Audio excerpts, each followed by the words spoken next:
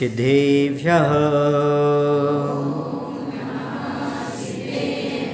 ॐ नमः सिद्धेभ्यः ॐ नमः सिद्धेभ्यः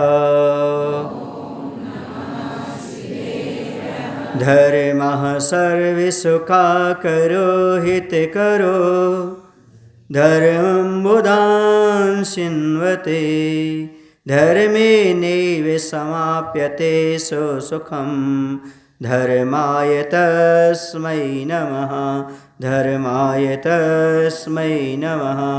बोले अहिंसा परमो धर्म की। देवादेव श्री आदिनाथ भगवान की, आचार्य गुरुदेव भगवान श्री विद्यासागर जी महाराज की, नवाचार्य श्री समय सागर जी महाराज की।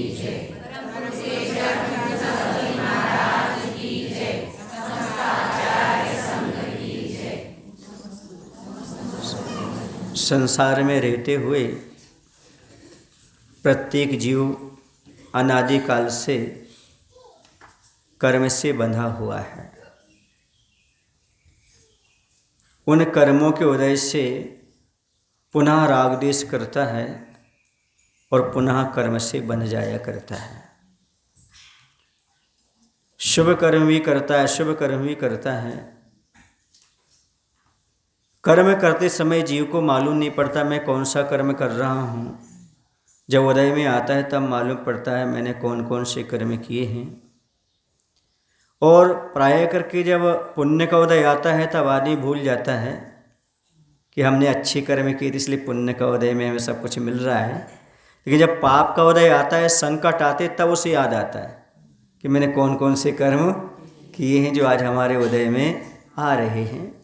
उस समय से भगवान याद आते हैं, उस समय पश्चाताप होता है मैंने ऐसे कर्म क्यों किए। तो उन कर्मों के माध्यम से जीवन में संकट उत्पन्न होते हैं। संकट जानते हैं, जिनका सामना करना बड़ा विकट होता है, जिसे संकट करने से, जिसके सामना करने से लोग घबराते हैं, ऐसे संकट जीवन में आते हैं। अब ये संकट के बारे में हम 3 समीकरण बना सकते हैं।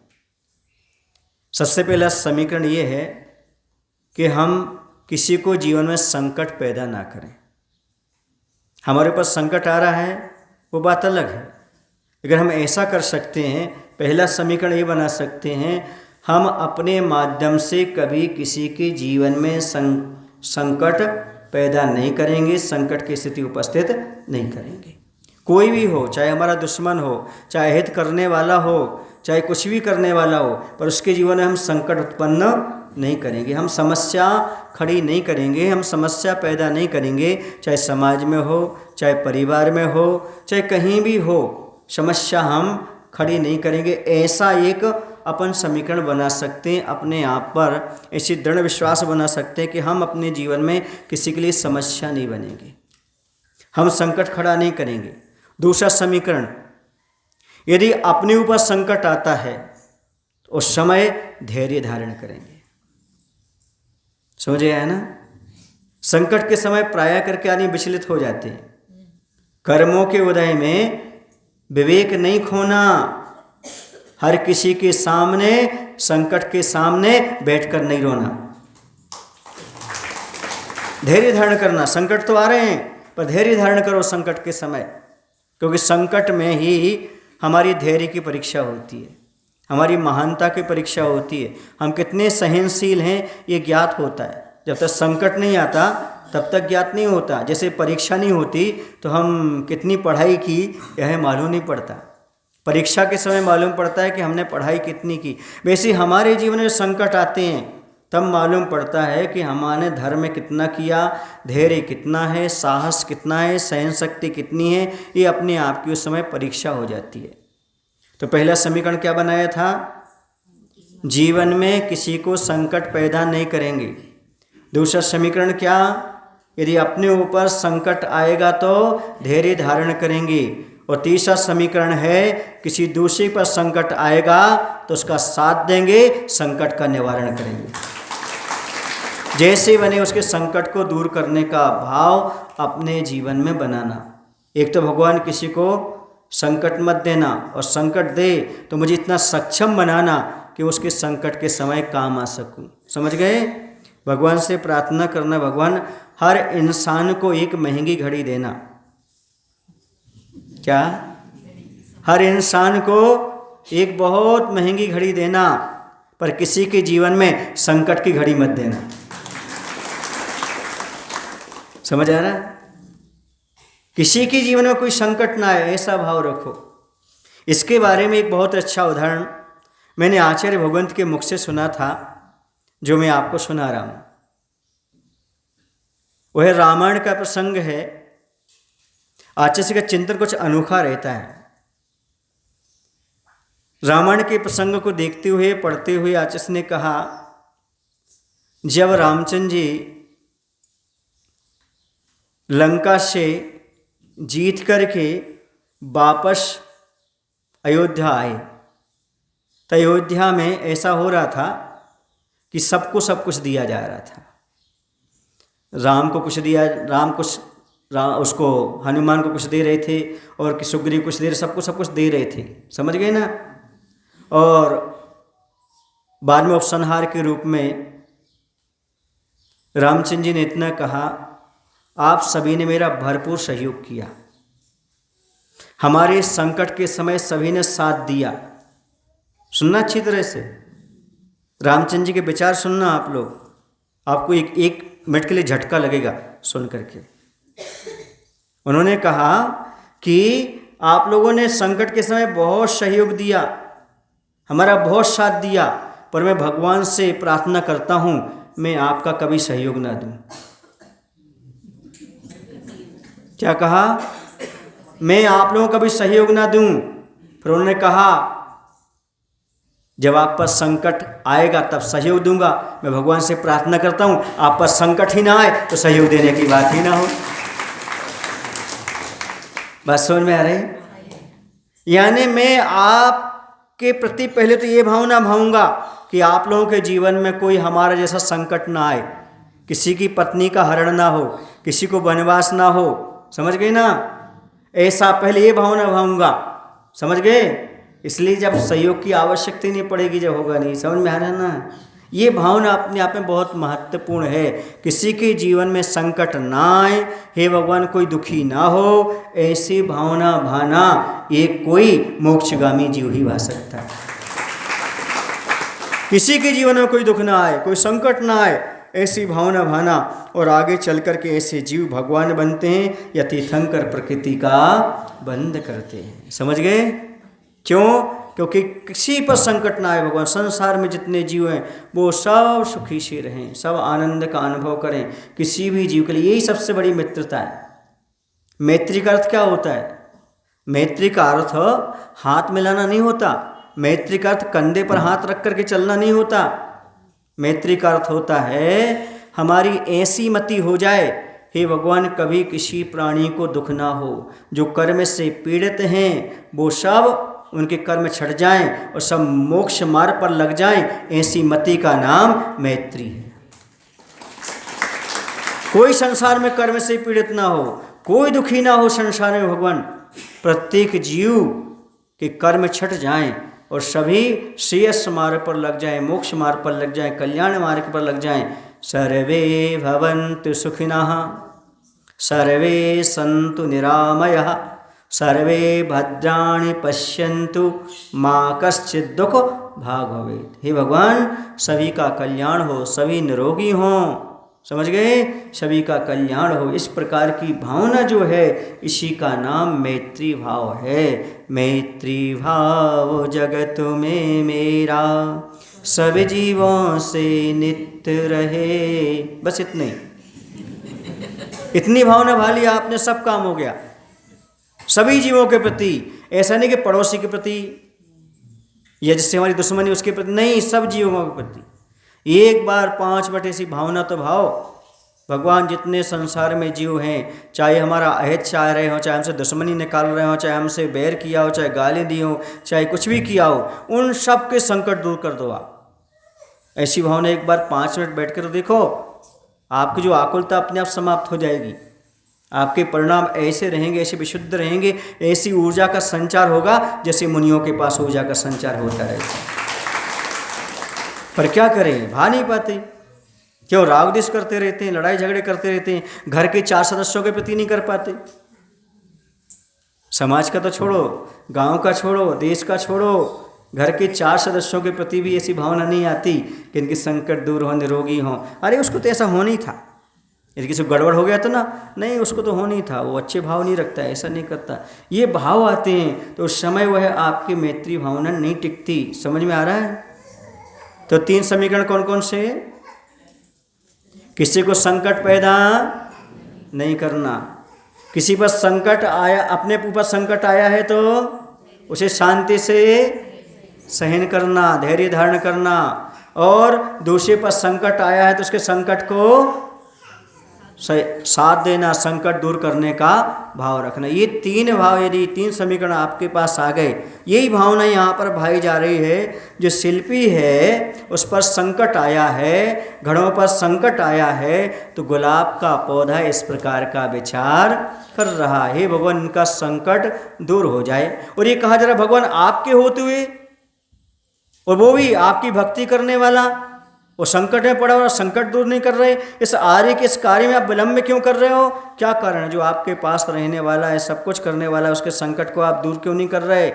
पर याद रखो बंधु, संकट उन्हीं पर आते हैं जिन्हें संकट से निपटने की ताकत होती है।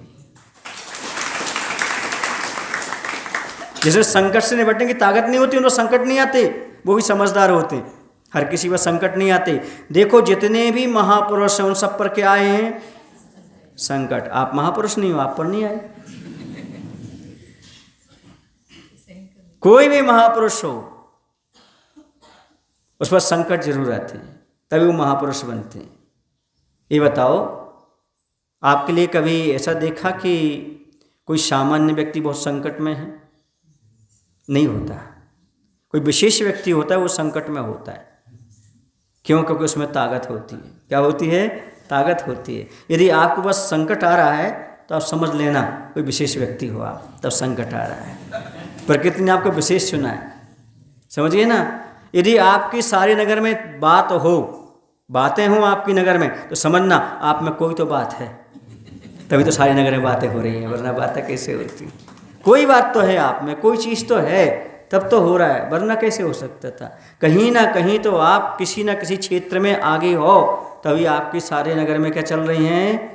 चर्चाएं चल रही हैं। वरना आज फुर्सत कहाँ है आदमी को किसी के बारे में चर्चा करने की, बातचीत करने की? समझ गए ना?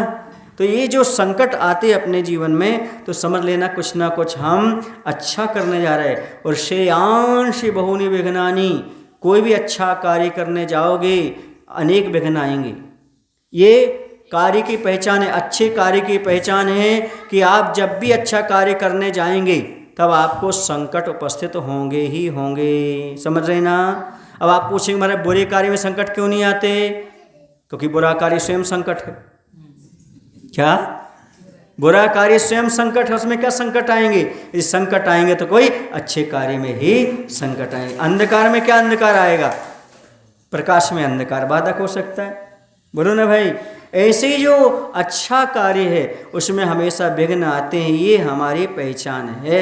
वो ये कह रहा है पौधा के हे भगवान, अब हम आपके आ गए निकट। सुन रहे ना? अब संकट कैसा हुई हो विकट, उससे कह दो हे संकट अब तू यहाँ से भाग, क्योंकि भगवान हमारे निकट हैं, तो जब यहाँ से भागना पड़ेगा। ये पौधा कह रहा है। अब कुंभकार के पास जो संकट आया है, यानी बाहर घड़े रखे हुए हैं, वो सारे पानी कण गीले ना हो जाएं, नष्ट ना हो जाएं, धरती माँ की लाज बच जाए, ऐसे ही संकट क्यों आ रहा है बादलों का? इस प्रकार का वह कह रहा है। और कह रहा है आर्य के कार्य में विलंब नहीं होना चाहिए, भगवान से प्रार्थना की जा रही है। समझ गए? गुलाब के पौधे भी, प्रकृति भी अच्छी भले मानव की लिए प्रार्थना करती है। आप यदि सबके भले के भी सोचोगे तो सब आपका भले के बारे में सोचेंगे, निश्चित है। और आप दूसरे का बुरा सोचोगे तो हाँ बिल्कुल, कई कई लिखा रहता है, आप लोग देखो ट्रक वगैरह चलते ना, बुरी नज़र वाले, हाँ ये तो सबसे पहले जानते हैं, बुरी नज़र वाले तेरा मुँह काला। कहीं कहीं लिखा रहता है 70 के फूल 80 की माला, बुरी नज़र वाले तेरा मुँह काला। पढ़ते रहते हम भी, दिखते जब जाते दिखा रहता ना। कहीं लिखा रहता है बुरी नज़र वाले तेरा भला हो, ये भी जो थोड़ा अच्छा सा लगा, पर मुझे नहीं लगा। बुरी नज़र वाले तेरा मुंह काला, ये भी अच्छा नहीं लगा। बुरी नज़र वाले तेरा भला हो, ये भी अच्छा नहीं लगा। पर क्या अच्छा लगा महाराज आपको? बताऊं क्या अच्छा लगा? ना किसी की नज़र बुरी हो, ना किसी की नज़र बुरी हो और ना हो किसी का मुंह काला। ना किसी की नज़र बुरी हो और ना हो किसी का मुंह काला, सबको हमेशा खुश रखे ऊपर वाला। अपने पास गाड़ी हो तो लिख देना, तुम्हारे ट्रक हो, गाड़ी हो, कुछ भी हो तो क्या लिख देना? ना किसी की नज़र बुरी हो और ना हो किसी का मुंह काला, सबको हमेशा खुश रखे ऊपर वाला। तुम्हें खुश तो रखना नहीं ना, किसको रखना है? तो आप इतना बोलने में क्या दिक्कत होती है? ये सच्ची भावना है। सच सुना करो, थोड़ा सा बोलने से पहले सुना करो। सच्चा क्या है? सही भावना क्या है? सही भावना ये है ना किसी की नज़र बुरी हो। हम पहले किसी की नज़र बुरी करें, किसी को बुरा ठहराएं, फिर क्या उसका भला हो जाए? ये ठीक है? ठीक है क्या? ये नहीं है। सबसे अच्छा ये है कि ना किसी की नज़र बुरी हो और ना किसी का हो मुंह काला। समझ गए? क्योंकि निमित्त कौन बनोगे? आप बनोगे। यदि किसी की नज़र बुरी हुई तो आप निमित्त बने, किसी का मुंह काला हुआ तो आप निमित्त बने। पाप का बनना किसको होगा? आपको। समझ रहे ना? इसे समझो। हाथ जोड़ो, बोलो ना किसी की नज़र बुरी हो, ना हो किसी का मुंह काला, सबको हमेशा खुश रखे ऊपर वाला। ऐसी भावना भाव। कैसी भावना भाव? इसी भावना से तुम्हारा काम होने वाला है। ये भावना अपने आप में बहुत महत्वपूर्ण है। जिन जीवों ने ये भावना भाई है, उन जीवों को हमेशा सुख मिला है, ऊपर वाले का भरपूर आशीर्वाद उसे प्राप्त हुआ है। अपने जीवन में यदि बड़ों की कृपा चाहते हो तो ध्यान रखो, अपने जीवन में यदि कोई करना है तो यही करना है। अब विदिशा से सही दिशा में आ जाओ। कहाँ जाओ? सही दिशा में आ जाओ। सही दिशा का अर्थ है अब किसी का मुंह काला नहीं, बुरी नजर नहीं, बल्कि क्या करना है? सबके भले के बारे में सोचना है। जहाँ निर्यापक श्रवण कौन है? नियम सागर जी महाराज, वहाँ से लोग विदिशा से आए हुए। आपके नगर गौरव नियम सागर जी महाराज वहाँ पर विराजमान है। उसी विदिशा नगर से ये लोग आए हुए हैं। वहाँ हमारा भी चातुर्मास हो चुका है। तो ये भावना अपने आप में महत्वपूर्ण है। हम संकट तो उत्पन्न करेंगे ही नहीं, और ये भी भगवान से प्रार्थना करेंगे, हे भगवान कभी भी किसी पर कोई संकट नहीं आना चाहिए। ऐसी भावना भाव, तभी आपके संकट दूर होंगे। आप अपने संकट दूर करना चाहते हो? आज से शुरू कर दो माला लेकर के, हे भगवान किसी पर संकट ना आए, हे भगवान किसी पर संकट ना आए। आपका संकट अपने आप दूर हो जाएगा। हंस क्यों रहे हो? विश्वास नहीं है क्या? करके देख लो 2-4 हफ्ते। ये भगवान किसी पर कोई संकट नहीं आना चाहिए। संसार में जितने जीव हैं सब विपत्ति से आपत्ति से मुक्त हो जाए, ऐसी भावना भाव। क्योंकि सब जीवों में आप नहीं आते क्या? बोलो ना, भगवान सबका भला करे, सबसे पहले मुझसे शुरू करे ताकि मुझे मालूम पड़े। ऐसा नहीं सब में आप आ ही जाते हो, आ जाते कि नहीं? इसलिए सबका भला होगा तो आपका भला तो अपने आप हो जाएगा। और जो औरों को शीतल करता है वो अपने आप शीतल हो जाता है। समझ रहे ना? चौधरी जी खड़े हो जाओ। रूमाल लियो, रूमाल लिए, रूमाल निकालो, रूमाल। इनको हवा करो आप, जोर से, जोर से। आपको हवा लग रही? लग रही ना? आपको हवा लग रही? लग रही। बैठ जाओ। जो औरों को हवा करते हैं उन्हें हवा अपने आप प्राप्त हो जाती है। औरों को शीतल करें, आपो शीतल हो। शीतलनाथ भगवान के यहाँ से आए हैं वो लोग। समझ रहे हैं? तो जो औरों को शीतल करते हैं वो अपने आप शीतल हो जाते हैं। बात समझ में आ रही? जो औरों का भला करते हैं उनका भला हो जाता है। तो वो औरों को शीतल करोगे या तो हवा दोगे तो थोड़ी बहुत हवा तुम्हें भी प्राप्त होती चली जाएगी। ये नियम है, रूल्स है, ये सिद्धांत है। और जैसे ही आप दूसरों की हवा रोकोगे, तो आपकी हवा भी रुक जाएगी। समझाने कैसे रुक जाएगी, सुन लो। अब ये दृष्टांत देना पड़ता है, आपको समझाना पड़ता है। एक बार 3 राहगीर रास्ते से चल रहे थे,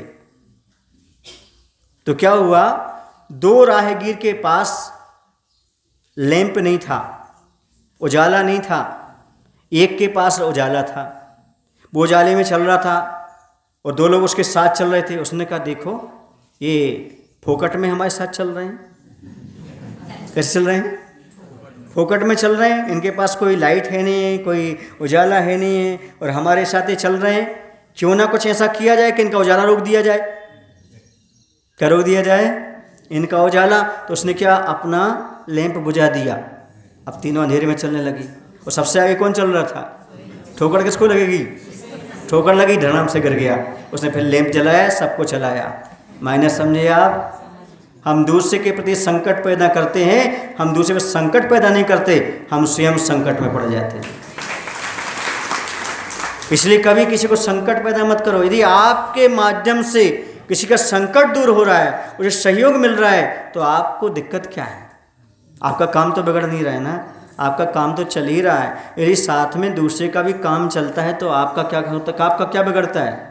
कुछ नहीं बिगड़ता। इसलिए ये ध्यान रखो, कभी जीवन में किसी को संकट पैदा करना नहीं, और किसी के संकट में पड़ा हो उसका सहयोग करना, समझ रहे हैं? और अपने ऊपर संकट आए तो धैर्य धारण करना। ये 3 चीज़ें इस मूक माटी से आपको समझने की आवश्यकता है। और भगवान से प्रार्थना करना, भगवान मैं स्वार्थी नहीं हूँ जो मात्र अपने संकट को दूर करने की बात करूं।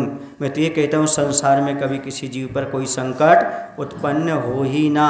और जब ऐसी भावना भाओगे तो आपके संकट कहेंगे भैया ये तो सबके दूर करने की बात कर रहा है, इसके पास कैसे जाऊं मैं, ये तो अपनी केयर ही नहीं करता है। तो अपने आप चला जाएगा। मान लो कोई मेहमान आपके यहाँ आया, आपने केयर नहीं की तो चला जाएगा। यदि संकट आपके पास आया, जब ये दूसरों के मेहमानों को भगा रहा है तो इसके पास मेहमान कैसे ठहरेंगे? ये दूसरे को संकट को दूर कर रहा है तो इसका संकट ठहर नहीं सकता, संकट अपने आप भाग जाएगा। ये रूल्स अपने जीवन में अपनाने का प्रयास करो। कभी जीवन में कुछ भी हो जाए, कैसी भी परिस्थिति आ जाए, हम दूसरे को संकट पैदा नहीं करेंगे। जिसको हमें ऊपर संकट करना है कर ले, उसका फल उसे आज नहीं तो कल प्राप्त होगा। हम तो जैसे थे तो वैसे ही रहेंगे, हमारा कुछ भी बिगड़ने वाला। ये भाव अपने अंदर पैदा करो, ये अपने अंदर एक श्रद्धा पैदा करो कि जो जैसा संसार को देता है वैसा प्राप्त करता है। खेत का सिद्धांत संसार में लगाओ। खेत में जैसा बीज बोओगे, बोलो ना, खेत अपने आप बीज देता है क्या? फसल देता है? नहीं देता। देता तो है घास फूस। ये संसार खेत है। आपको खेत से क्या चाहिए? गन्ना, तो क्या बोना पड़ेगा? गन्ना। गेहूँ तो गेहूँ, जो चाहिए। बबूल तो बबूल, जो आपको चाहिए वो खेत में बोते हो कि नहीं बोते हो? वैसे दुनिया में आपको जो चाहिए वो देना शुरू कर दो।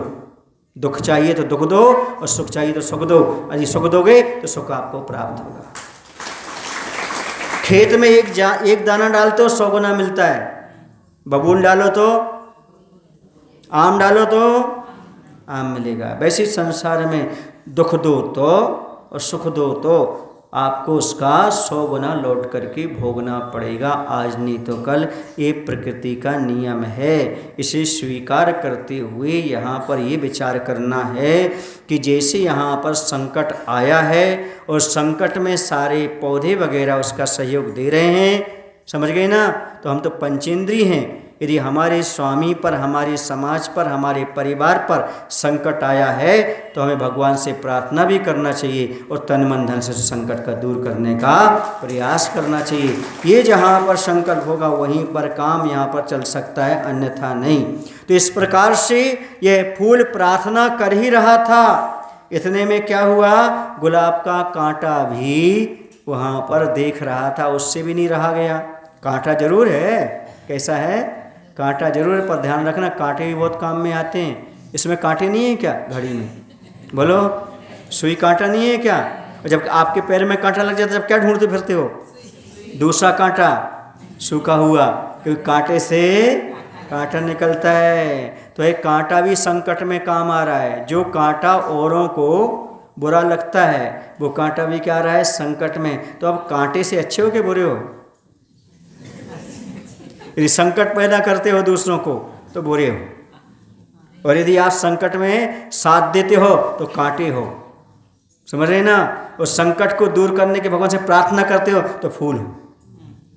अब आप जानो, एज यू लाइक, आपको कैसा बनना, किस रूप में बनना, ये आपके ऊपर डिपेंड करता है। और वो ये कह रहा है, देखो कितनी अच्छी बात कही, इसी बीच में डाल पर लटकता फूल कांटे की बात। जो फूल था वो एक कांटा तो कह रहा है कि हम नहीं छोड़ेंगे आपको। यदि आप निश्चल और पवित्र जीवन जीने वाले के बीच में कांटा बनोगे, किससे, संकट से कह रहा है, अपना हाथ नहीं छोड़ोगे तो कहीं भी दूर जाकर के आप गिरोगे। अन्यथा तो ये पता नहीं, कांटे से कांटा ही निकलता है। ये कौन गुस्से में कह रहा है? कांटा कह रहा है। पहले पौधा बोला, पौधे की बात को सुनकर के कांटा बोला, समझ रहे ना? अब कांटे गुस्से में है, मैं नहीं छोड़ूंगा, लक्ष्मण जैसे तत्काल उबल गया। लेकिन फूल राम जैसा है। फूल क्या कह रहा है, सुनो फूल क्या कहता है। फूल बहुत अच्छी बात कहता है, समाज को 3 शिक्षाएं देता है वो फूल। कितनी शिक्षाएं देता है? 3 शिक्षाएं देता है। वो क्या कहता है 3 शिक्षाएं, वो आपको कल बताएंगे, ठीक है ना? समाज के लिए कौन सी 3 शिक्षाएं फूल देते हुए कहता है, यदि कोई सामने वाले टकरा रहे हैं आपस में, 2 व्यक्ति, 2 गुट, 2 समाज के लोग, 2 व्यक्ति या 2 आपस में टकरा रहे हैं, तो बड़े बुजुर्गों को क्या करना चाहिए? समन्वय समिति बनकर के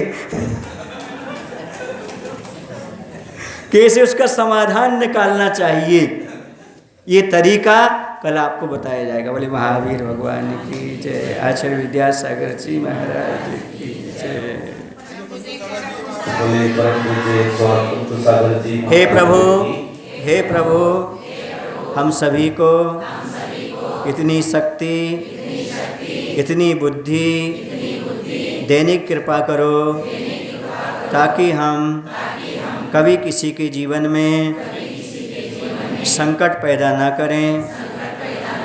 स्वयं पर संकट आए तो धैर्य धारण कर सकें, एवं दूसरे पर संकट आए तो उसके संकट को दूर करने का प्रयास कर सकें। ऐसी शक्ति, ऐसी बुद्धि देने की कृपा करो। नमोस्तु प्रभु। संत शिरोमणि आचार्य भगवान विद्यासागर महाराज जी के परम प्रभावक शिष्य ज्येष्ठ श्रेष्ठ दक्षिण के कोहिनूर निर्यापक श्रवण परम पूज्य 108 नियम सदन महाराज जी की जो मौसा जहाँ पर विदिशा में हो रही है, वहाँ के लोग यहाँ पर आए हैं। उनके जन्म स्थान सदर गांव में संत शिरोमणि आचार्य भगवान विद्यासागर महाराज जी की पावन जयंती और नियम सदन महाराज जी की नियम सदन महाराज जी की पावन जयंती में समस्त दिगंबर जैन समाज की ओर से उन्हें हार्दिक स्वागत करता हूँ और उनसे अनुरोध करता हूँ वो महाराज जी को श्रीफल चढ़ाते हुए आशीर्वाद दे। जोरदार तालियों के साथ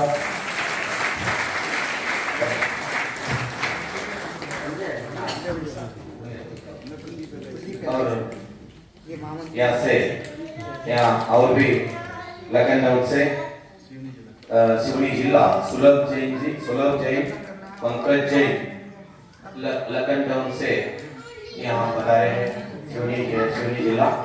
उनसे मैं समस्त जीवन जैन समाज की ओर से हार्दिक स्वागत करता हूँ और उनसे मैं अनुरोध करता हूँ वो महाराज जी को श्रीफल चढ़ाते हुए आशीर्वाद दे।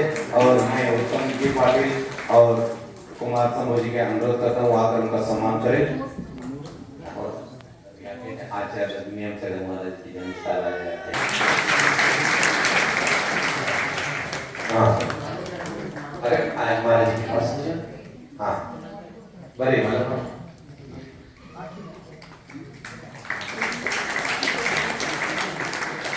विद्यासागर जी आगे आप सत्कार आगे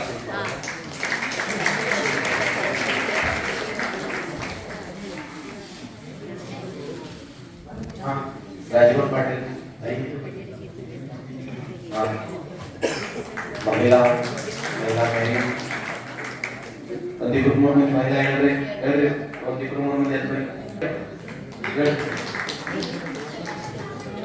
ಇವರು ಏನು ಪ್ರಧಾನಿ ಹೇಳ್ರಿ ಬರ್ರಿ ಹೇಳ್ರಿ ನೀವೇ ಬರ್ರಿ ಬರ್ರಿ ಬರ್ರಿ ಬರ್ರಿ